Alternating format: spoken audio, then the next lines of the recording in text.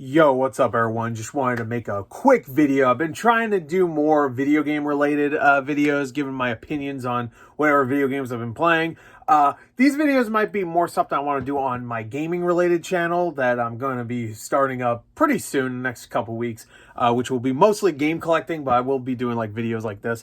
Who knows? Maybe I'll still do them here. I don't know. I'll figure it out. But I played the Battlefield 6 campaign.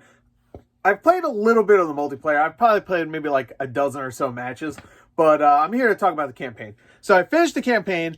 Took me about 5-6 hours long, to finish, which is about average length for a campaign for a game like this, like a Call of Duty or even past Battlefield games. And I enjoyed it. I enjoyed my time with it. The story, characters, all that stuff are completely forgettable. The graphics look great. And so whenever there's a cutscene, I'm just like, wow, this looks good. Too bad I don't really care about anything that's happening. It's very generic. It's very inspired by a lot of like past Battlefield and Call of Duty stuff. So it's just like, we have to have a bad guy who's, he's all for like, we're doing a bad thing, but for the good reason. And then for a good reason. And then they have like a character in your crew that knew the villain. And it's like that kind of tropey thing, like, oh, he used to be a good guy, but now he's a bad guy. And there's twists and turns. But there's a lot of like cutscenes and like dialogue where it almost feels like this is a sequel to another story, which I don't believe it is at all. I looked it up. I didn't see anybody say anything about it being a sequel to a story. So, I know it's called Battlefield 6. Even though this is like the 16th, 17th Battlefield game if you count everything. But, a lot of them don't have anything to do with each other, So, the whole story itself just doesn't really work. For me, some people that are big into war stuff, they don't really like it, but I didn't care for it. What I really enjoyed though is a lot of set pieces. There's a lot of like variety. There is a lot of like running around with your crew of 3 squad members and you're gunning down enemies. That's all you're doing. But there's a lot of cool set pieces. There'll be a set piece where you have to run up a building and then like extract off the building in a helicopter. But while you're trying to extract, you're planting bombs through the building so that you can set a trap for the Pax Armada, or whatever it's called. I think that's what it's called. That's the villains. That's the enemy. That's the enemy, perfect.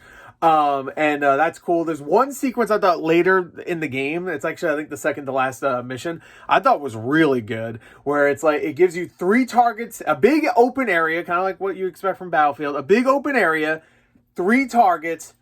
You have to destroy each target. You get a drone to drop bombs on the targets. Have fun, and you can just do it in any order you really want. And I thought that was really fun because like big environments like this just obviously work so much for Battlefield, which is a shame because a lot of the game is extremely linear, which I'll get to later. But this mission was really fun. I really liked it. You get an ATV, you get a truck. You can pretty much do whatever you want. You get to kind of stealth in a little bit if you want. It's really fun. I really enjoyed that mission. There's other ones, like the end mission's pretty good. You have to go on a bridge, blow things up, and get out of there, and then you fight the enemy. It's to fight the main guy and stuff, and there's twists and turns. It's a pretty good final mission.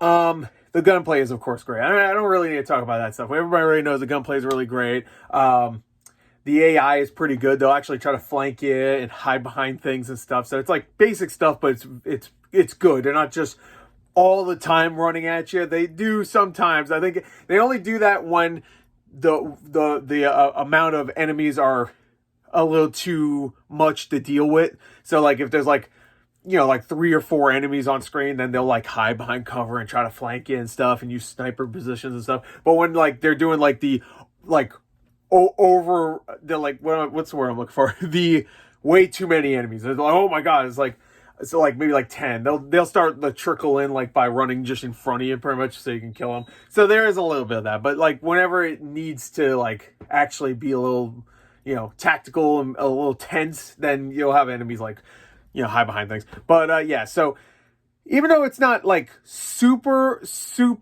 great, there are a lot of really cool set pieces. Like I said, I gave a few examples. There's other ones, even though the tank mission I thought really sucked.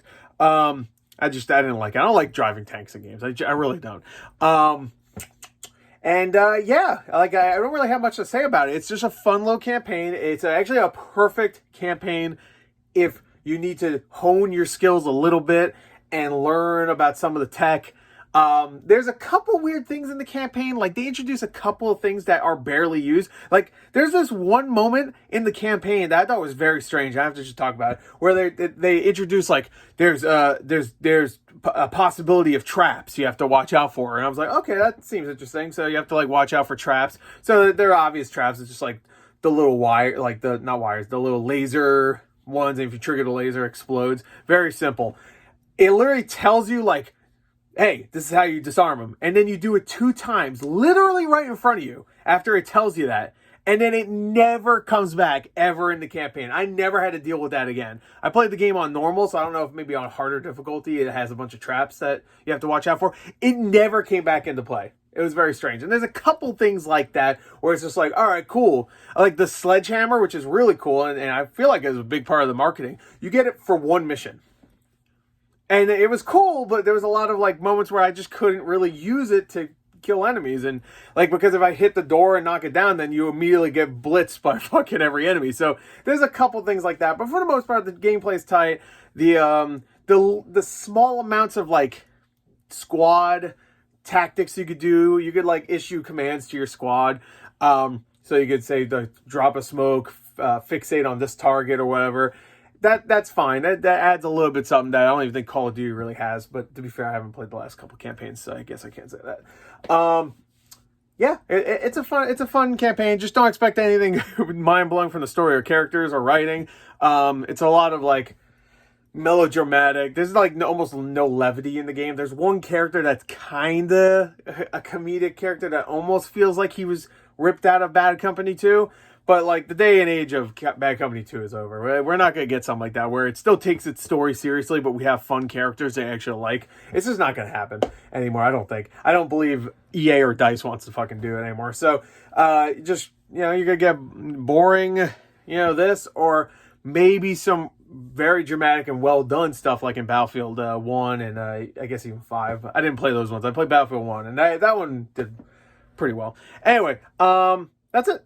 It's not again, not great, but it's fun. So I just wanted to, give my opinion. There you go. That's it. See ya.